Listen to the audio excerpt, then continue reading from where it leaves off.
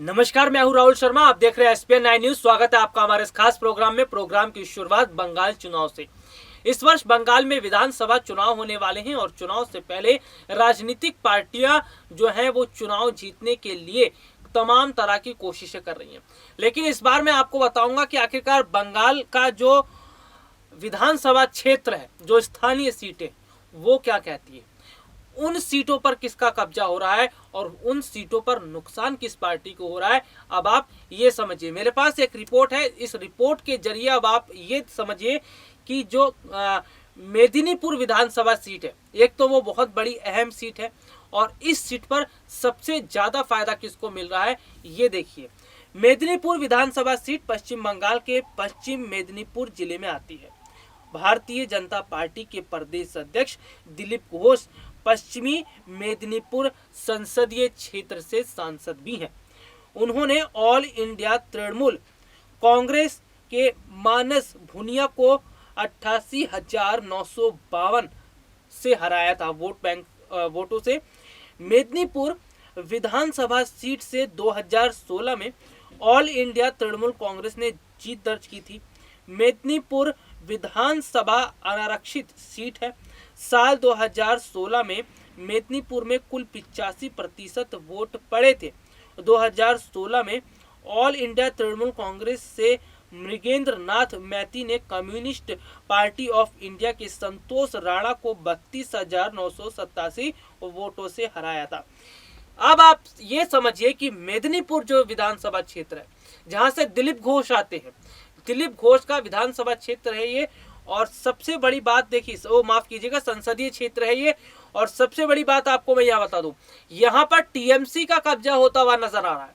इस सीट पर टीएमसी की पकड़ है, क्योंकि टीएमसी को फायदा मिला है इसमें। जैसे कि मैंने आपको बताया कि जिस तरह से एक तो कांग्रेस ने जीत दर्ज की थी 2016 में, और उसके बाद यहाँ पर जो बात की जा रही 85% वोट पड़े थे। और उससे पहले की अगर मैं बात करता हूं तो मेदिनीपुर विधानसभा सीट में यहां पर टीएमसी का अच्छा खासा बोलबाला है, टीएमसी की पकड़ भी है।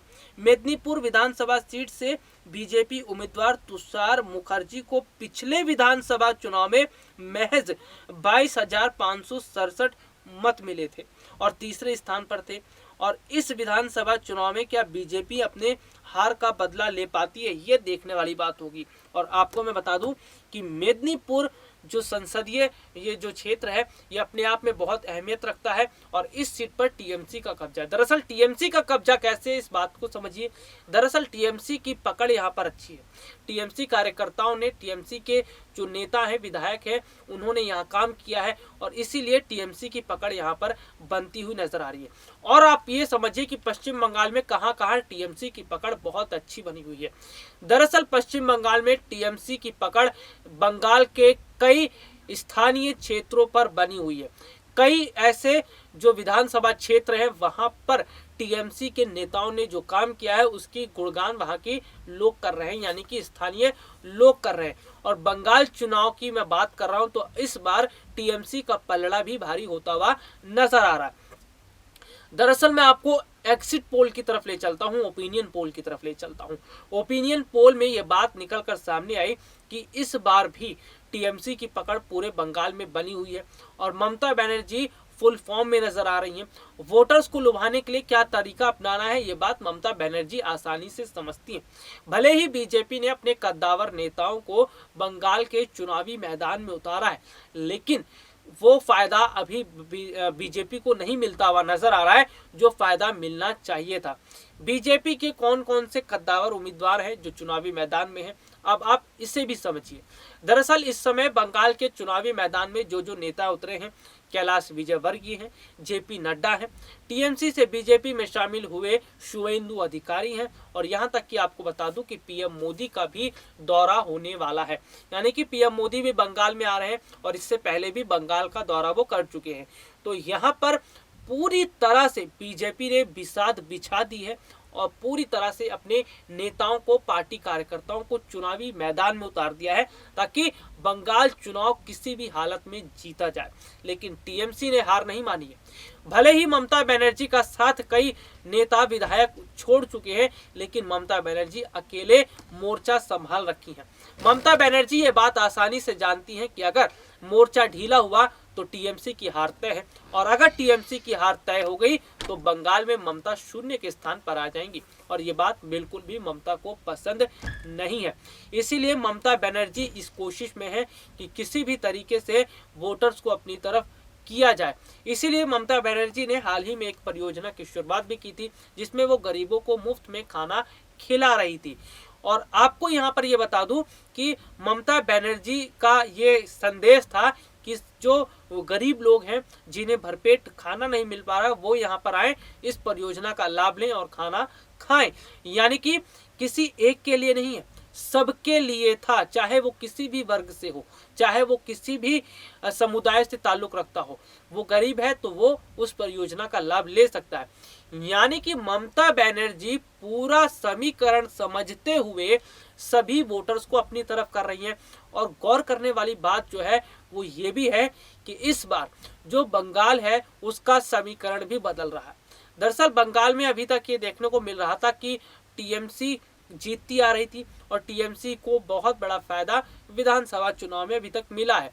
जो पहले विधानसभा चुनाव हुए उसकी बात मैं कर रहा था, और अब आने वाले विधानसभा जो चुनाव है उसकी बात मैं कर रहा हूं कि इसमें टीएमसी को नुकसान हो रहा है, क्योंकि टीएमसी का साथ जो है कई जो वोटर्स हैं वो छोड़ते हुए नजर आ रहे हैं। लेकिन फिर भी ममता बनर्जी डटी हुई हैं। ममता बनर्जी इस कोशिश में है कि किसी भी तरह से बंगाल के वोटर को अपनी तरफ किया जाए। और जो ओपिनियन पोल है, जो एग्जिट पोल जो निकलकर सामने आए हैं, वो ये बता रहे हैं कि इस बार बंगाल में बीजेपी जो है वो टीएमसी से पीछे है, यानी कि टीएमसी से पीछे चल रही है, और इसका फायदा टीएमसी को मिल रहा है। अभी तक तमाम खबरें सामने आई जिसमें यह बताया गया कि टीएमसी इस बार कमजोर पड़ रही है, क्योंकि ममता बनर्जी अकेली पड़ गई हैं, कई नेताओं ने उनका साथ छोड़ दिया है, तो ऐसे में टीएमसी की हार तय है। लेकिन हम आपको बताते हैं कि आखिरकार स्थानीय स्थिति क्या कहती है। ये तो मेदिनीपुर सीट की जानकारी मैंने आपको बताई। इसके बाद अगर और सीटों की मैं बात करता हूं तो और सीट जैसे हुगली है, और जो स्थानीय जो सीटें हैं वहां की बात करता हूं तो ज़्यादातर सीटों पर अभी भी कब्जा बराबर बना हुआ है टीएमसी का, यानी कि पकड़ मजबूत है। भले ही ये बीजेपी की तरफ से वायदा किया जा रहा है, दावा किया जा रहा है कि 200 से अधिक सीटें वो लाएंगे, लेकिन कहने और करने में बहुत फर्क होता है, और इसका क्या फर्क पड़ेगा ये तो आने वाले समय में पता चलेगा। लेकिन टीएमसी का जो पाला है वो यहाँ पर कमजोर होता हुआ अभी तो फिलहाल नजर नहीं आ रहा, क्योंकि ममता बनर्जी ने अपने पार्टी की कमान खुद हाथों में सौंप रखी है, और बाकायदा जनसभा हो, रैली हो, पार्टी कार्यकर्ताओं से मुलाकात करनी हो, पार्टी कार्यकर्ताओं को काम समझाना हो, सारा काम ममता बनर्जी कर रही हैं। और उनके इस एक्टिवनेस को ध्यान में रखते हुए ये बात कहा जा सकता है कि फिलहाल तो टीएमसी की पकड़ पश्चिम बंगाल में कम नहीं है, और टीएमसी लगातार बीजेपी को टक्कर दे रही है।